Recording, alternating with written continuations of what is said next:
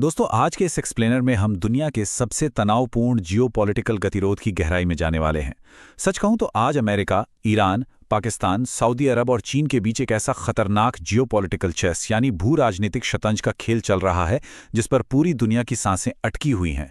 दांव इतने ऊंचे हैं कि एक भी गलत चाल और सीधा एक बहुत बड़ा युद्ध भड़क सकता है। इस पूरी कहानी की शुरुआत एक ऐसी रहस्यमयी घटना से होती है जो किसी स्पाई थ्रिलर फिल्म से कम नहीं लगती। जरा सोचिए, पाकिस्तान के गृह मंत्री मोहसिन नकवी आखिर सिर्फ 5 दिन के अंदर ईरान की 3 बैक टू बैक और वो भी बेहद गुप्त यात्राएं क्यों करते हैं? अंतर्राष्ट्रीय कूटनीति में इतनी भयंकर जल्दबाजी और गोपनीयता बहुत ही कम देखने को मिलती है। और यकीन मानिए, यहीं से इस पूरे भू राजनीतिक रहस्य से पर्दा उठना शुरू होता है। इस बेहद उलझे हुए मामले को हम 6 अहम कड़ियों में जोड़कर देखेंगे। पहला, 3 यात्राओं का रहस्य। दूसरा, हॉर्मुज पर ट्रंप का अल्टीमेटम। तीसरा, पाकिस्तान की सऊदी रक्षा को लेकर दुविधा। चौथा, अमेरिका और ईरान की बिल्कुल विपरीत मांगे। पांचवा, धमकियां और देरी। और छठा, टिक टिक करती घड़ी। तो चलिए बिना वक्त गवाए एक एक करके इन्हें सुलझाते हैं।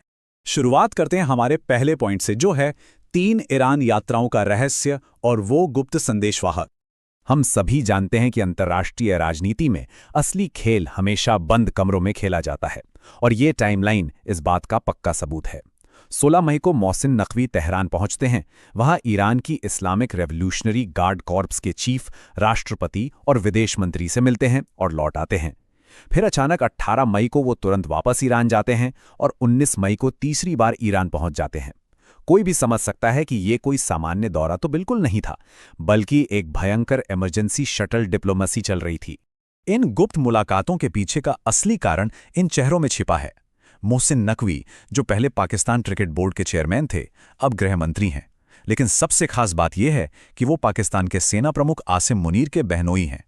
अब जब आसिम मुनीर, जो सीधे अमेरिका के संपर्क में रहते हैं, अपने सबसे करीबी व्यक्ति को बार बार ईरान भेज रहे हों, तो तस्वीर एकदम साफ हो जाती है। नकवी असल में अमेरिका के सीधे संदेशवाहक के रूप में काम कर रहे थे। वो वॉशिंगटन का मैसेज सीधा तेहरान के टॉप लीडर्स तक पहुंचा रहे थे। अब बढ़ते हैं दूसरे हिस्से की तरफ, हॉर्मुज पर ट्रंप का अल्टीमेटम और संघर्ष का दूसरा चरण। अब सवाल ये है कि आखिर वो कौन सा संदेश था जिसके लिए इतनी आपाधापी मची थी? इसका जवाब हमें वॉशिंगटन से मिलता है। डोनाल्ड ट्रंप चीन की यात्रा से लौटे हैं और इस दौरे के बाद अमेरिका पूरी तरह से आश्वस्त हो चुका है कि अगर अमेरिका और ईरान के बीच युद्ध छिड़ता है तो चीन सैन्य रूप से ईरान की मदद नहीं करेगा। चीन बिल्कुल तटस्थ रहेगा। इस बात की तसल्ली मिलते ही अमेरिका ने ईरान पर दबाव का सेकेंड फेज यानी दूसरा चरण शुरू कर दिया।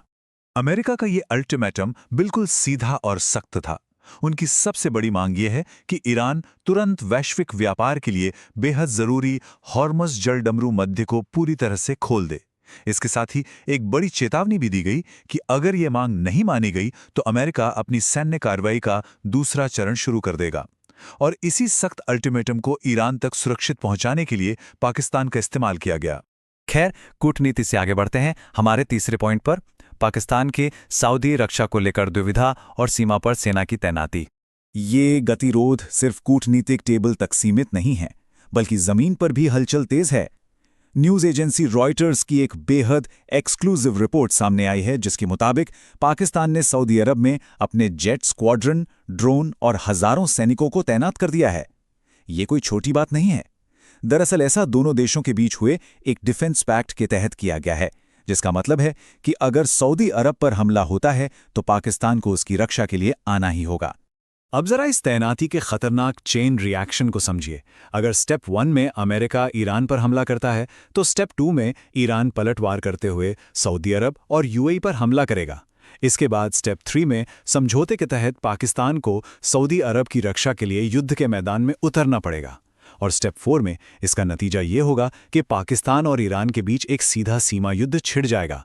बिल्कुल यही वो भयानक परिदृश्य है जिसे टालने के लिए पाकिस्तान इतनी डेस्परेटली मध्यस्थता की कोशिश कर रहा है। चलिए अब इस तनाव के क्लाइमैक्स को समझने के लिए चौथे पॉइंट पर आते हैं, अमेरिका और ईरान की टकराती हुई मांगें।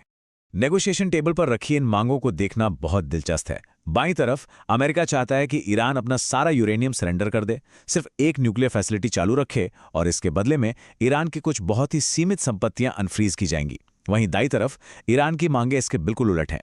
ईरान चाहता है कि सारे प्रतिबंध तुरंत हटें, युद्ध का हर्जाना मिले और हॉर्मुज पे उसका नियंत्रण जस का तस बना रहे। सेना प्रमुख आसिम मुनीर पर इन्हीं असंभव अमेरिकी मांगों को तेहरान तक ले जाने की जिम्मेदारी थी। और इस पूरी बातचीत में एक नंबर बहुत ही ज्यादा अहम है, 400। अमेरिका की प्रमुख शर्त यह है कि ईरान उसे 400 किलोग्राम संवर्धित यूरेनियम तुरंत सौंप दे। ये कोई मामूली मांग नहीं है।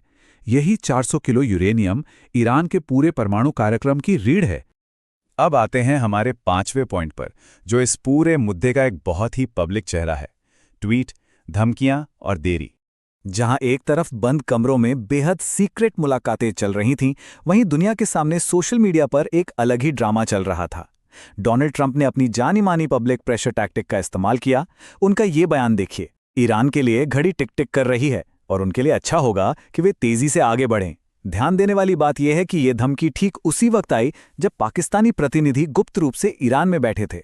यह नेगोशिएशन टेबल पर बैठे लोगों पर मानसिक दबाव बनाने की एक सोची समझी रणनीति थी।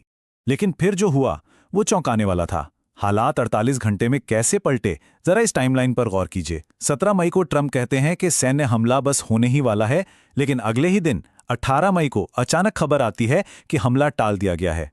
और फिर 19 मई को साफ होता है कि जीसीसी नेताओं के हस्तक्षेप की वजह से इस सैन्य कार्रवाई को रोका गया है। इस बात की पुष्टि खुद सऊदी अरब ने भी कर दी है।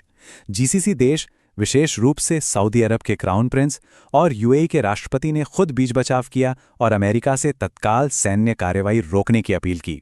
असल में वे लोग इस विनाशकारी युद्ध को टालने के लिए एक अंतिम दौर की कूटनीतिक बातचीत के वास्ते थोड़ा और समय खरीदना चाहते थे। अब हम इस एक्सप्लेनर के आखिरी हिस्से यानी 6ठे पॉइंट पर पहुंच गए हैं, जहां टिक टिक करती घड़ी अभी भी जारी है। इन तमाम धमकियों और यात्राओं के बाद आज बिसात पर मोहरे कहाँ हैं? देखिए, किसी भी कूटनीति में कॉन्फिडेंस बिल्डिंग यानी विश्वास बहाली बहुत जरूरी होती है। पाकिस्तान की मध्यस्थता के चलते और ईरान का विश्वास जीतने के लिए अमेरिका ने एक बड़ा गुडविल जेस्चर दिखाया। अमेरिका ने अपने कब्जे में लिए गए 20 ईरानी नाविकों को रिहा कर दिया। ये एक साफ संकेत था कि अगर ईरान बातचीत के लिए राजी होता है तो अमेरिका थोड़ा नरम रुख अपना सकता है। लेकिन इन सद्भावना संकेतों के बावजूद ईरान का रवैया पूरी तरह से अडिग है। ईरान का आधिकारिक बयान साफ तौर पर कहता है, बातचीत का मतलब आत्मसमर्पण नहीं है, हम दुश्मन को पछताने पर मजबूर कर देंगे। इससे एकदम क्लियर हो जाता है कि ईरान किसी के भी दबाव में आकर शर्तें नहीं मानेगा और अपनी गरिमा के लिए किसी भी हद तक जाने को तैयार है। तो अंत में एक बहुत बड़ा और डराने वाला सवाल खड़ा हो जाता है।